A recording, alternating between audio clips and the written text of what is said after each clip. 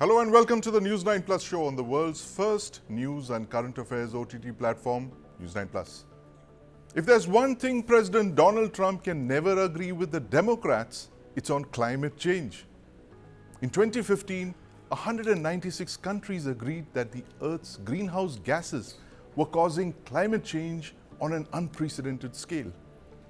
They agreed to implement the accords that would reduce greenhouse gas emissions over several years. Now, what did Trump do in 2020 when he took over? In his first term, the US withdrew from the 2015 Paris Agreement. Joe Biden rejoined this pact on his first day in office on the 20th of Jan 2021. And now Trump has once again pulled the United States out of the Paris Climate Change Accord on his first day in office in 2025. There's no doubt that we're in the middle of one of the most serious threats to global climate. Hot and unpredictable weather, storms, wildfires, and hurricanes, these are all here to stay. And the US is the world's largest per capita emitter of greenhouse gases. In fact, a 2024 study predicts that Donald Trump's present moves to move out of the Paris Accord could add, believe it or not, 4 billion tons of emissions to the planet by 2030. What does this mean for the world and for climate change? Joining me to discuss this are Ambassador Meera Shankar, Dilip Chenoy, and in the studio is my colleague Karthik Malhotra. Karthik, make America drill again? Donald Trump's new motto.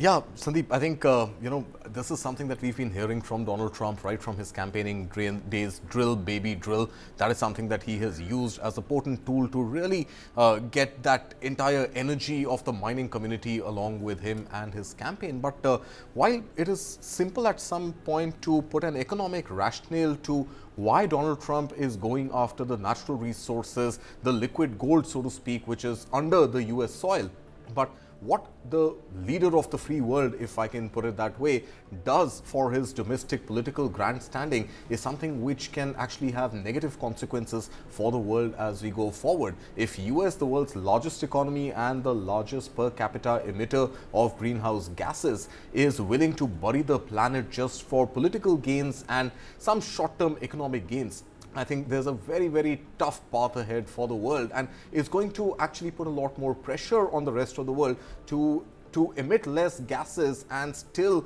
try and maintain that sub 1.5 degree increase in climate going forward. Yes, how's this going to be? Ambassador Shankar, as Karthik just mentioned, the leader of the free world has backed out of the Paris Accord of 2015, one of the most significant climate accords of our time. How does this, completely weaken the debate against climate change? The United States, just look at the irony of it. The US is today in the company of countries like Libya, Iran, and Yemen, which have yet to ratify the Paris Accords. Give us a sense of what we're looking at here. Look, opinion in the US has always been divided on climate change. You had George Bush Jr., who walked out of the Kyoto Protocol, yes, and this back and forth between Republicans and Democrats has really set back global efforts to have a consistent path towards reducing carbon emissions. Clearly, Trump's decision to walk out of the Paris Agreement is a setback to global efforts. Last time when he walked out, it took almost the whole of his presidency for formalities to withdraw to be completed. Yes. And finally, the withdrawal occurred just days before Biden was being sworn in. So there was, a little lag between the time he took Yes. the decision and the time it actually came into effect. This time it's going to be quicker. It will be 1 year from the time he gives his notification for the notification to kick into effect.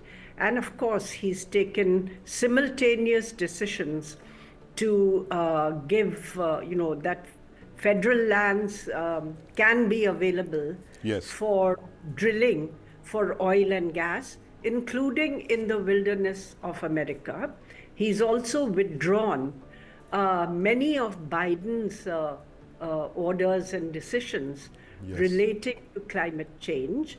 He's also threatened to actually go back on the provisions which were made for renewable and green technologies in the Inflation Reduction Act and in the Infrastructure Act. Biden had made available quite a lot of resources under these two bills, but that he cannot do Yes. through executive order. It would require, a change in the law or change in the budget provisions, and that would mean Congress will have to accept it. Yes.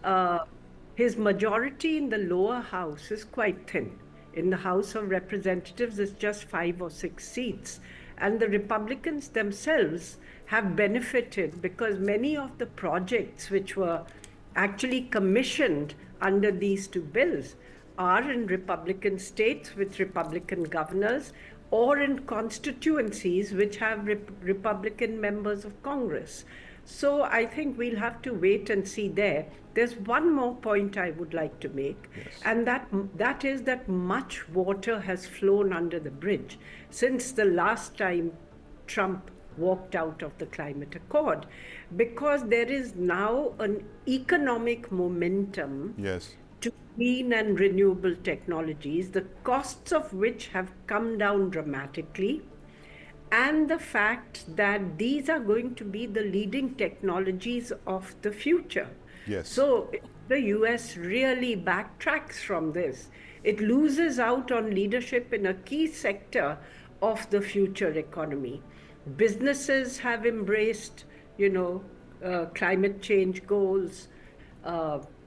States are very forward-looking, Yes. many of like California, cities. So it's a different ball game right now. It's a different I ball think- game right now, Ambassador Shankar. But the most interesting aspect of what Trump has done is he's rolled back Joe Biden's targets on e-vehicles. He's cut back that target of 50% of e-vehicles in the next couple of years. And this is what we're trying to make sense of. Dilip Chanoy, give us an idea on how the automobile sector is looking at Trump's war on e-vehicles. It's interesting that when he spoke about rolling back these e-vehicle goals, you had Elon Musk, one of the world's largest e-vehicle manufacturers, sitting there in the audience. I guess he was happy with the Mars mission. He was too busy to notice what he had just said about e-vehicles. But what is Trump's new moves? Explain to us what they mean for sustainable energy, renewable energy, and of course the e-vehicle sector, on which we're bidding big time. So I think, there are 2-3 different things playing out, and I think Ambassador Shankar has very adequately, very eloquently explained how it is playing out in the US. But globally, if you look at the EV sector, there's a geopolitical implication which is Yes. behind Trump's actually announcement. Because currently, most of the lithium or most of the electric vehicle, most of the technology is kind of sourced from China. Yes. And so that is a thing which is actually not being stated, but is saying that how do you actually reduce dependence on China and all, and possibly you're going to see some action be taken on developing an alternate kind of propulsion model on different types of fuels, including alternate battery chemistry, etc., which may not necessarily be so dependent on China. But Right. for globally, right, what happens in America, what happens elsewhere is a different issue. But globally, if you look at Europe, Japan, India, they all have the CAFE norms in place, and so is the US, right? He cannot change the CAFE norms, okay, which is Right. the corporate average fuel efficiency norms. And Yes. for most of the companies to achieve CAFE norms, they have to go electric. Right. So you're going to see two things play out in the market. You're going to see some people, so it may not be 50% of the market by next date, but you will see a lot of the companies actually adopting different alternate fuel technology to achieve CAFE norms. The third thing which is going to play out, which is beyond, and then most of the companies have actually announced a movement to net zero with Right. certain dates, right? So irrespective of what he does and irrespective of what the Paris Accord and everything that happens, responsible companies and for them to be able to get the consumers, because a lot of people are very now concerned about carbon footprint, etc. So corporates are possibly not going to let down on the net zero ambitions Right. and aspects like that. So you're going to see multiple things playing out. Possibly, if he manages to withdraw the concessions or the other things, companies will have to do it without that. But we have a lot of action actually happening on the climate change, and unfortunately, his statements are one thing, and like Ambassador Shankar said last time, it took 4 years. This time, it will be done in 1 year. Let's Yes. see how it progresses. Yeah, indeed. And, interesting point you made about the fact that this is basically denial of the Chinese supremacy. He wants to kind of cut down on China's complete domination of the electric vehicles sphere, Karthik. But, Trump's answer to that seems to be, in the short run, a return to Petrol nationalism, as many are calling it. All these slogans of drill, baby, drill, and we're going to drill here and we're going to drill there. The liquid gold, under our feet. Is Trump trying to get his supporters to buy more petrol and diesel cars in the short run while the US figures out ways to curtail China's dominance in the EV sector? I mean, that's one way to look at it. And historically, Sandeep, the fuel guzzlers, the SUVs, those large trucks and pickup vehicles is something which has been very central to the American culture. Right. And especially if you were to look at it in a political context, the Republicans, the right-wingers are the folks who actually like to show off those big wheels. Yes. and drive them on the roads. And of course, I mean, that is something which has a lot of, energy which gets consumed from fossil fuels. Now, at one level, yes, this could be a petrol nationalism that you're talking about. At another level, I think he has also gone ahead and said that there is a national energy emergency that he's declaring. Right. Now, what is this emergency? Technically speaking, there is no dearth of energy sources available to the US. Yes. But I think in the short term, Donald Trump, especially in the next 4 years, I mean, I don't know whether you classify that as short term or not too short a term in the history of a nation, but Yes. there are ample avenues of energy available to Donald Trump and Right. the USA. But I think what Donald Trump really wants to do is export and rake in those dollar revenues for the energy export that USA Right. does at one level. And at the other end, I think what Dilip Chinoy was also referring to is Yes. that, I mean, what is an electric vehicle? 70% of the cost of an electric vehicle is the battery. Yes. And 90% of lithium-ion batteries are made in China. So you want to export your fossil fuel energy, drill baby drill comes Yes. into play, and at the same time you want to punish China and not really let the Chinese hegemony of electric vehicles and batteries that go therein really conquer the imagination of the world. But like you mentioned, I think one man in that room who would be very unhappy would be Elon Musk and the investments he has made in Tesla. So I don't know, is he going to stand by this decision of Donald Right. Trump, or is this the first chapter in a potential rift between Donald Trump and Elon Musk now getting written? Very interesting, Karthik, and that's something that many people have predicted, that two strong men, they can't probably, stay together for very long. The world's richest man and the world's most powerful, politician, there is possible a rift that you mentioned that could develop, and who knows, it could be over Tesla, but that's a story that we'll be following very closely. But Ambassador Shankar, closing comments from you. Karthik just mentioned that Donald Trump would like the world to buy a lot of American oil. We are the world's second largest energy importers after China. What does this mean for us? Do you think Trump is going to get us to buy a lot of oil? I was very interested to see Mukesh Ambani there at the inaugural yesterday. Well, we have been buying oil from the US and also gas, from their companies. Yes. So that is something which actually earlier the US never provided clearance for us to buy. Right. And I think it was something which has happened only in the past decade, that India began, the US gave permission and India began importing. The thing for India is that we would like to buy at the least cost. Right. And US oil is mainly from shale gas at the moment, which is expensive, and transport is also an issue. But we would obviously look at how we could have energy purchases from the US as well in terms of diversifying portfolios. The second thing I would like to point out with regard to electric vehicles is that Trump is not putting curbs on electric vehicles. He's basically just removing the ceiling Yes. that there should be 50% vehicles. He says, let the consumer decide. Right. So if consumers actually buy vehicles, electric vehicles going up to 50% and even beyond, Yes. he's not interfering in that. He's saying let it be the consumer's choice. Right. Thirdly, I think on the electric vehicles, he's also pandering to a political constituency, Yes. and which is United Auto Workers Union, which had supported him during the election and which has been concerned about electric vehicle sales eating into the market for conventional automobiles, thereby leading to job losses in the conventional auto industry. So that really is what Trump has in mind, not so much, I think, the strategic aspect as of now, because there he can always put high tariffs if he chooses to Yes. on imports from China and promote manufacturing in the US. The US is also at the frontier of looking at alternative battery technologies, sodium ion and other batteries, which will not be so dependent on lithium or other resources which the Chinese control, because not only do they have large resources, but they have acquired rights over resources in many other countries while other countries were sleeping.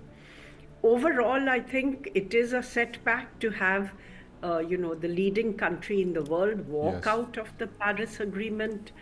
And this means, of course, that US funding for green technologies Yes. and for renewable technologies in other countries will dry up. Right. The private resources, because there are a lot of private funds now which are lending for clean technologies, for upgrading technologies and so on. Yes. Those will still be accessible. But US government funding Yes. for clean programs, clean technology programs in developing countries and multilateral institutions could dry up. Absolutely. That's one of the biggest kickback, the fallouts of this big decision that Donald Trump seems to have taken to go walk out of the Paris Accords. The fact that, as you mentioned, Ambassador Shankar, the fact that the United States, which is the leading techno-economic giant in the world, could actually stop funding these cutting-edge green technologies. But that's Donald Trump for you as he tries to make America drill again. Thank you very much for joining us, Dilip Chenoy, Ambassador Shankar, and my colleague Karthik Malhotra. Continue to stay with me for the next segment on Trump's greatest shows on earth, coming soon. If you thought yesterday's Trump inauguration was the greatest show on earth, wait until you see the three biggest spectacles that Trump will preside over in his 4-year term.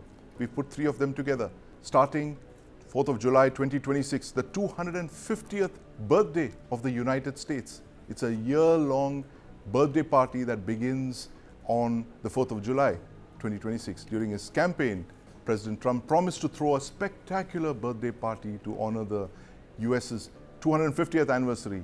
He will assemble a White House task force named Salute to America 250. Former Presidents George Bush and Barack Obama and their spouses are part of the celebrations. Celebration number 2, the US returns to the moon sometime in 2026. Very interestingly, the US is the only country to have sent astronauts to the moon. The last astronauts who walked on the moon were in fact in December 1972, and America plans to send astronauts back there by 2026 or 2027.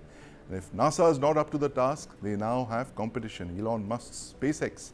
That's event number 2 for you. And finally, event number 3, the Los Angeles Olympics, 14th of July 2028. Trump has brushed aside any talk of moving the games out of Los Angeles. because of the wildfires. He plans to visit LA on Friday and to announce the start of a mission to rebuild the fire-damaged city. Now, we're going to talk about these three big events and what they could look like in the months ahead. And Donald Trump is a showman. My colleague Karthik Malhotra is here in the studio with me. Ambassador Meera Shankar continues to remain with us. Karthik, Trump the showman, big events coming up on his calendar. How is he going to look at these? A man landing on the moon after half a century, 250th anniversary of the United States, and of course the LA Olympics. Yeah, so I think if we take them sequentially, I believe, Sandeep, there's going to be definitely a quiver full of wins that Donald Trump will want ahead of 4th of July 2026. Right. Now, what are these wins going to be? As I see it right now, inflation is continuing to be sticky in the US. The economy hasn't been growing at the same clip that Americans would want it to grow. Now, for a large economy, obviously, it's a large elephant. Getting it to move fast is difficult. But I think inflation is something that Donald Trump will want to tame. He will want the jobless claims to go down. He will want economic wins when it comes to either tariffs that he imposes on other countries or putting in more dollars into manufacturing, which leads to more jobs. There has to be a story that Donald Trump would want to write home about before 4th of July 2026. And that story should definitely be a story better than the other guys who've been in office before him, including himself as the 45th president of the United States. Absolutely. Well put there, Karthik. The fact that Donald Trump would want to write a different story before the 4th of July 2026. Ambassador Shankar, 4th of July 2026, the start of the United States 250th anniversary, which begins on the 4th of July 26 and goes on till the 4th of July 2027. And Donald Trump just happens to be the president right there. What do you think his biggest achievement is going to be, the one that he would want to really showcase a little less than 2 years from today? Well, I think on immigration, he's acting fast and he wants to act speedily. So I think that is something which he might be able to show some success. Inflation and tariffs and so on are issues which are more intractable. Inflation can't be controlled merely by ordering that government agencies do something about it. Secondly, tariffs will also involve negotiations with other countries, and that would also come into play. So these are issues which may not necessarily work the way Trump wants. So I would expect that walking out of the climate accord, because that is something he had promised. The second is on immigration, especially deporting illegal immigrants. He could do that and show that he's doing something. And then rebuilding Los Angeles, or at least getting that started, I think that would play well. The thing is that it would involve a degree of bipartisanship, because California is a democratic state with Gavin Newsom as the governor. And they would need to work together. This time when the wildfires were there, Trump was just criticizing Gavin Newsom.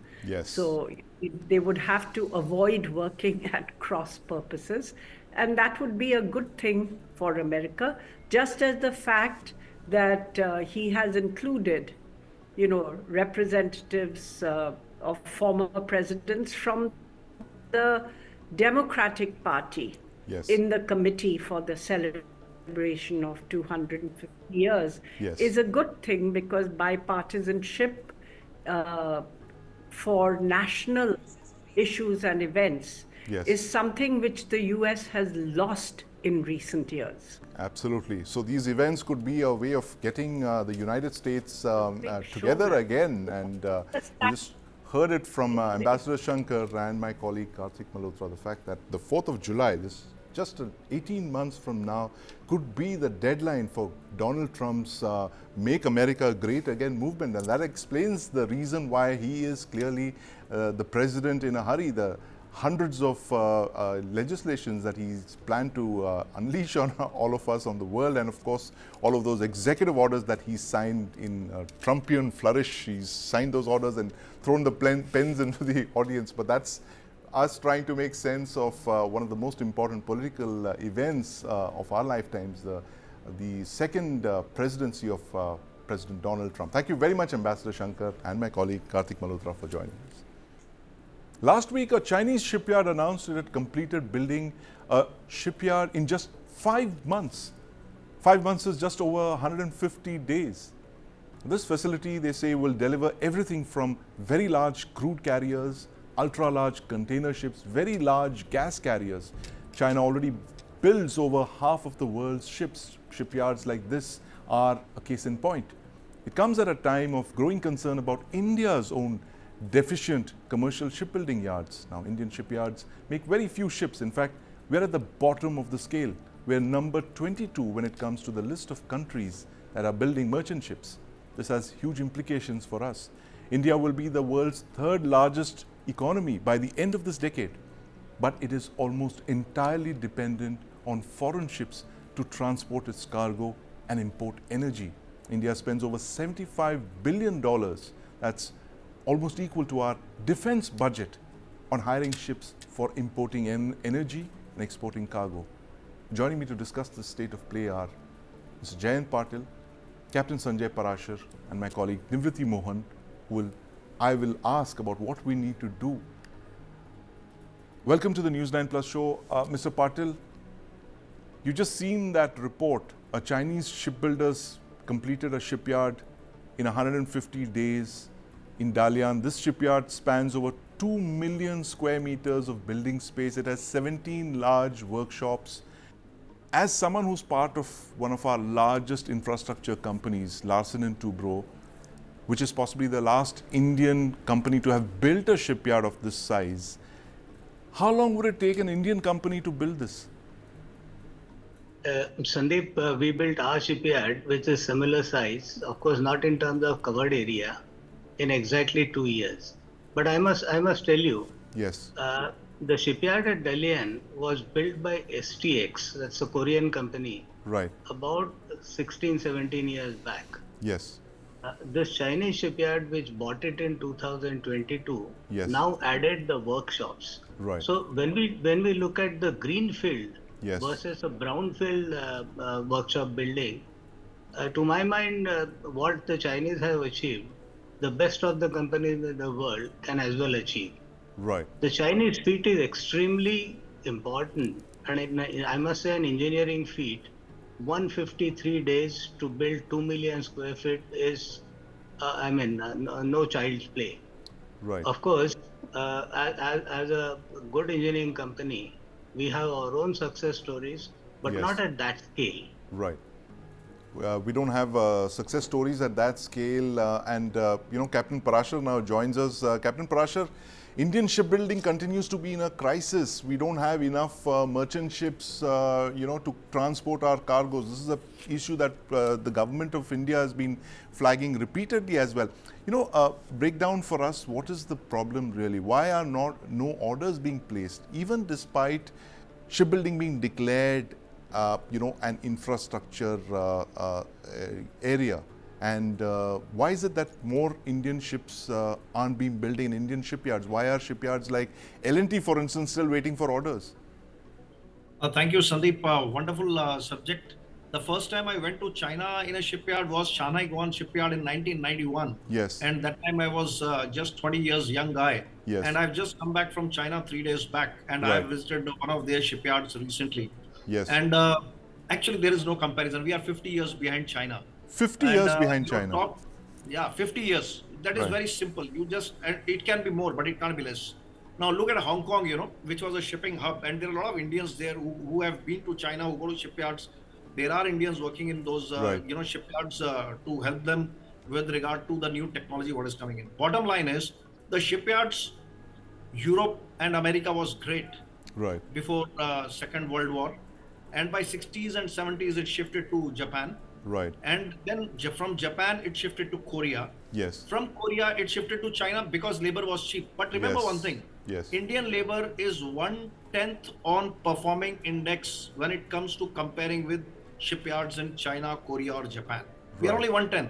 It is not just the labor cost. Explain for The us what biggest this 1/10 figure is, and one when you tenth say is, let's say, with all the skills, yes, what a person delivers in 10 hours in yes, India is delivered in 1 hour in China. I don't think labor is the only criteria. If right, that was the criteria, India would have been doing wonders. हम यहाँ पर एक मच्छी boat ढंग की नहीं बना पाते हैं. आप right, LNG LPG की तो बात ही नहीं कर सकते हैं. So bottom line is, right, government never had political will. You need somebody like yes, Manmohan Singh of 1991 right, in shipping ministry yes, to convince Mr. Modi yes, that this is very important because it's $1 trillion industry. But right, the catch here is, out of 300 shipyards, when yes, nearly more than 100 went bust in 2010 in yes, China, the government was able to hold on. yes, India is a too much democratic country. right, So until and unless we see liberalization, yes, and you can't have 10% rate of interest, right, you can't have customs duty on a simple pipe, leave aside radars and high-tech equipments, yes. the extent what is there in India. तो ऐसा है, ऊंची दुकान फीका पकवान. तुम्हारे यहाँ Uchi पर बजट dukan, आएंगे, बजट जाएंगे, Pika Pakwan. राज No, नहीं but बनेंगे. that's a point that's very well made, Sanjay Prashar. And of course, I must tell you that we might not make very good fishing vessels, but we make top-class, world-class submarines, and possibly that gives you an idea of where our priorities are. They're on defense and not on the commercial side. And this is a issue that we've flagged repeatedly here on the News9 Plus show. But Nivriti, what is the problem really? Why is the government unable to articulate a clear vision for shipbuilding? Captain Parasher mentioned that he wants a Manmohan Singh kind of minister to tell Prime Minister Modi to rouse the shipbuilding industry from its stupor. But why are there so many attempts at getting this industry to start, but nothing really happens? See, I would agree with Captain Parasher. He has said that government needs to work in this direction, and they have not worked in this direction until recently, when they realized when the Red Sea crisis happened, Yes. and then the Ukraine crisis happened, and this is the point when they realized that shipbuilding is also a strategic thing for India. It's a strategic sector, yeah, absolutely. because Yes. 90% of your trade is happening through maritime Yes. routes, and you don't own your ships. And what happens if tomorrow somebody tells you that we are not going to supply you ships? Yes. We are stuck, and we can't be the third largest We economy. are stuck, we are stranded, and as in the the world. title of our show says, it's swim or sink for us. But Mr. Patel, this point that Nivriti made, it was the Red Sea crisis that was a wake-up call of sorts, when we suddenly realized we didn't own any ships. 90% of our cargo was being transported by foreign flagged merchant vessels. Tell us 5 things that the government really needs to do now on a urgent basis. The house is on fire right now. It's a crisis. What are the 5 things? Very quickly, tell us what the government really needs to do I to think, energize this sector. So shipbuilding, as I said, is not about building hulls, but building the machinery and the various equipment and systems that go in, including electronics. Right. Now, this is essentially where we need to put our act quite substantially together. Yes. Besides, shipbuilding, as Captain Parasher very rightly said, is an industry that thrives. It uses a lot of labor, but the labor productivity, and that directs actually towards enormous amount of automation. Yes. And the industry 4.0 kind of practices which the leading shipyards today use, and of course a full-fledged modularization right from design to Yes. engineering to actually building. Now this is essentially where the enhancement in terms of productivity can be multifold. Right. Current scenario, what Captain Parasher said, I agree. At the same time, our delegations had very recently gone after this scenario to Korea, and our current productivity levels, if we compare India and Korea, is somewhere between 1:4 to 1:6. So we certainly have a lot to do in India, which Right. includes the skilling, including use of technology, including modularization, the overall ecosystem to be put together, finances, the duties, taxes, Yes. including customs and varieties of things. Now, if all this is not there, Yes. Just by saying that we have large amount of youth and that's our future, we Yes. can't gainfully utilize them. Also meet the strategic need that Indian cargo moves on Indian-owned vessels, Yes. Indian-flagged vessels. Right, absolutely. Captain Parasher, the 2 or 3 things that the government really needs to do on priority to create a, if you can call it a China plus one model where India becomes a top shipbuilding country in the next couple of years. Presently, we are not in top 10, but I think my wish list is only 5 items. Yes. The first one is deregulation. And I think it has to be a liberal approach. And secondly is we don't want just government incentives. The ship making cost, if let's say it is 100 million, by the time ship is made and delivered in a timeline, because commercial markets vary, the consumption by the shipyard is only 30 to 40% or maximum is 50% equity. Right. So like the Japanese system, they must allow, the redoing of the loans, or probably, taking nearly 100% of the loans. So I think that liberalization of economics into shipping has Yes. not happened. It is just that, we are waiting for it for too long. Yes. Third thing I think is, it is a $1 trillion industry. Right. And if we are really looking at this $1 trillion industry, we are already behind Vietnam. We are already behind Philippines. Indonesia is probably slightly ahead of us. So I think Dubai has got a better shipyard than Colombo's have got better shipyard than India. So I think we have to have second. The third thing is, the liberalized kind of a technology joint venture partners, where we should not delay it for so long that, Japanese, they go to other countries, or the Koreans, they go to other countries, And fourth thing, I think the administration, it has to be more like a private administration. Right. Unfortunately, Gift City didn't work it out. So last of the list, I will say, what you write on paper, don't talk so much about green that you Right. don't do the bottom line, what is required to do business in India, Yes, absolutely. Ease of doing business is, of course, the final point that you mentioned, but very, very interesting takeaways here from some of the best in the business, what India needs to do to become a great shipbuilding nation once again. And shipbuilding needs to be tackled as a strategic sector. Unfortunately, it hasn't got the kind of highlight that China has been giving its own shipbuilding sector. But thank you very much for joining us, Sanjay Patel, Captain Sanjay Parasher, and of course my colleague. Thank you, Sandeep, for a wonderful subject. Thank you. Thank you. Israel's military chief of staff, Lieutenant General Herzi Halevi, has said he'll resign in March over the failure to prevent the October 7th attack by Hamas. In a letter to Israel's Prime Minister, Halevi said that he took responsibility for the IDF's failure on the 7th of October 2023, and he said he wishes to conclude his tenure on the 6th of March 2025. On 7th October 2023, Hamas massacred over 1,000 Israeli civilians. They kidnapped over 250 civilians. Israel retaliated with military force to free the hostages and to destroy Hamas.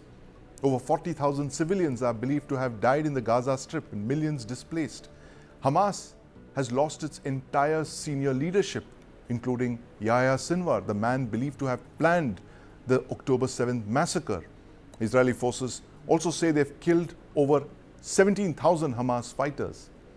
But on Sunday, when Israel and Hamas began releasing hostages and prisoners as part of a ceasefire, the terror group released some images that show that it's still well alive and kicking. What are the implications of a Hamas that's still around? What are the implications for peace in West Asia when Hamas, the terrorist organization that carried out the 7th of October massacre, is still around? Joining me to discuss this are Itai Melchior and Zakir Hussain. Itai, welcome to News9. Hamas is down but not out. What does this mean for peace in West Asia? The fact that you have Hamas fighters parading around, exchanging hostages for prisoners, and even giving the hostages goodie bags and certificates of captivity. This is unprecedented in the history of counter-terrorism. Yes, well, certainly we all know that the Israeli objectives have not been filled in full. First of all, we don't have all the hostages back. Even Right. this deal is only a partial deal for about a third of the hostages. And we hope that it'll be carried out as opposed to the previous ones that were broken during the process itself by Hamas. But even so, first we have 2/3 of the hostages to come back, another 64 hostages, and we still have to start a negotiation on that. Negotiations start in 2 weeks' time, and then we discuss the next phases.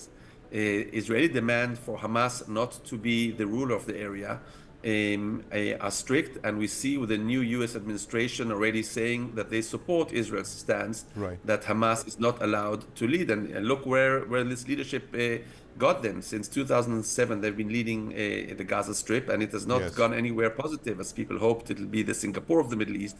It became I don't know even what to call it, a part of the Middle East. But therefore, I think we are going to see very difficult negotiations in the second phase. Which are around the day after, who controls the area, and not only who controls it, but how it becomes demilitarized, which foreign forces are going to enforce it. If we want to see Israeli troops leave Gaza, which we do, then someone else has to come in place, and we cannot let the cat watch over the milk. Right, can't let the cat watch over the milk, but one assumed that with the kind of intense military operations that Israel had been carrying out in Gaza, Hamas would not be in any shape or form whatsoever. Does this represent a setback for Israel's military operation, and would this actually raise cause for concern in the years ahead that you have, as you mentioned, the cat watching over the milk in the Gaza Strip? So certainly, I mean, some of the military objectives, and this was stated right from the front, are very difficult. One, you cannot really blanket bomb or cover an area where you have your own hostages, and this was a cause for some care on the Israeli side, or some, let's say, lighter trading than otherwise maybe would have been the case. Also, it's difficult to kill an idea, and if the de facto leaders of the area are Hamas, and remember, they are the Ministry of Education, Ministry of Health, police, and as long as they control it, and remember that they ousted the PLO fraction violently when they took over the Strip, and therefore the question is who takes after them, and how, and you cannot eliminate each and every civil worker or policeman or even combatant of Hamas. That was known from the start, and therefore the solution in the end will not be a military one, but an agreement one. And you have to remember that Hamas infrastructure has been severely damaged. Their tunnels, their weaponry, their manufacturing sites for rockets, workshops, armors, a lot of their equipment was destroyed, and many of the tunnels destroyed, and many of the leaders killed, and therefore we now see that people who are hiding among civilians in civilian clothes, come out and re-wear their uniform, but that's not any kind of bravery as we know it. Yes, absolutely. But Itai, we're also hearing about Israel's security protocols around the Gaza Strip to ensure that something like October 7th never happens again.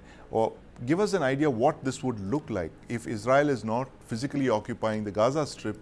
What kind of measures would it put into place around the Gaza Strip to ensure that there is a heightened level of security? And will this actually mean, drawing in more troops in, given the fact that Israel doesn't have a very large standing army? Would this actually entail a military cost as well?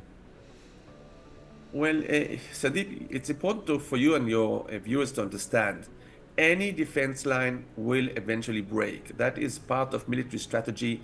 You cannot build high enough fences and deep enough fences to prevent tunnels, rockets, drones, and everything. So the assumption is that any defense line will be broken. And therefore, what you need to have is several factors which will diminish the chance, the opportunity that your enemy has. Of course, a peace treaty is the best thing, and if the other side does not want to annihilate you, that's a good start. Given that that's not going to happen with Hamas anytime soon, the question is, how do you make sure it does not happen? This can be done in several ways. One is demilitarized. And right now, one of the big bones of contention, which will be in the second phase of negotiation, is who controlled what is called the Philadelphia corridor and the Rafah crossing. Remember, the Philadelphia corridor is what stands between the Gaza Strip and Egypt, which is a Yes. friendly Muslim country also to Hamas. Right. And this is where most of the ammunition, arms, rockets, and other equipment has been trickling Yes. through, some of it through the Rafah crossing, Right. where there was a US effort to improve the inspection, but a lot of it through tunnels running between both sides of Gaza and Egypt, of Right. Rafah. And this is something that needs to be watched. And therefore, any demand for Israel to leave the Philadelphia corridor will entail another third party coming in there. Right. That is something that's going to be very difficult to negotiate, especially if Hamas is still responsible, because Yes. nobody will want to send their troops to start fighting with Hamas. So that is a Yes. big question, maybe the main question Yes. of phase two. And then, of course, there are different options out there. One is reenacting a security perimeter, which means nobody can come even close to the fence or wall or whatever it is between the sides.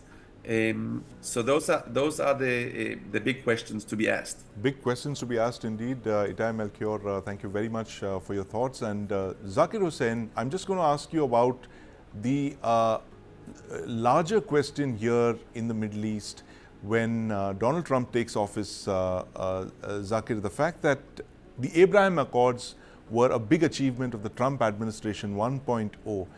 What impact is the Abraham Accord, the final piece of the jigsaw puzzle, which is Saudi Arabia shaking hands with Israel? What will it mean for Hamas in Gaza Strip, and what does it mean for the Palestinian cause?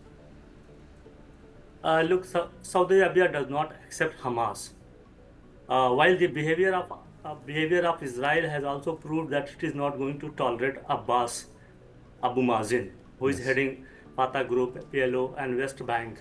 It means that Hamas has a larger plan, and which is quite obvious, and it is also visible from the capture of Golan Heights. And recently, just before a couple of days before the ceasefire, Prime Minister Netanyahu also released a greater Israel's map. Yes. It means that situation is not like as which appears, and Saudi Arabia has put condition that since 2002, peace for land, Yes. and it is still maintaining that. And Mohammed bin Salman has also expressed that if I go and handshake with Israel, it means that I am putting my life on stake, as had been done with Anwar al-Sadat.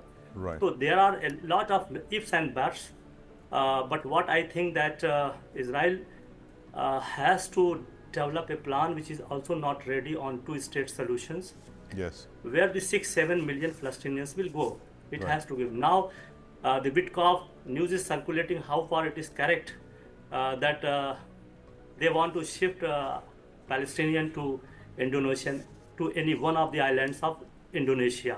Right. And also earlier they were offering that Hamas and fighters may be given asylum to various European countries. But the trend which shows that people, despite killing and despite so much sufferings, the people are returning back to their old homes, which has been completely destroyed. In your own television report, it is said that 68% of the building has been destroyed. 20 billion will be required to rebuild Gaza. Yes. And 1.2 million houses are required immediately to give them shelter. While the peace deal, which has assured and which has started the flow of humanitarian aid of 600 trucks daily. Yes. So these are various aspects which shows Yes. that this is a stalemate. And recently, just a couple of hours back, Turkey said if Israel converts this peace deal into a permanent ceasefire, it will start trading with Israel.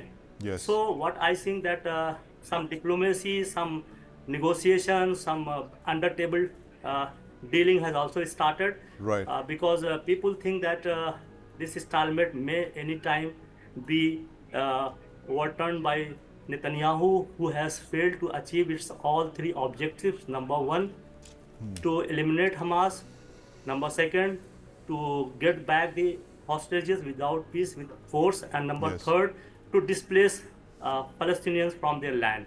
Absolutely. Uh, I'm afraid, Zakir Hussain, we're completely out of time here. Thank you very much for joining us, Itai Melchior and Zakir Hussain, as we're talking about Hamas down, not out in this new stalemate in West Asia.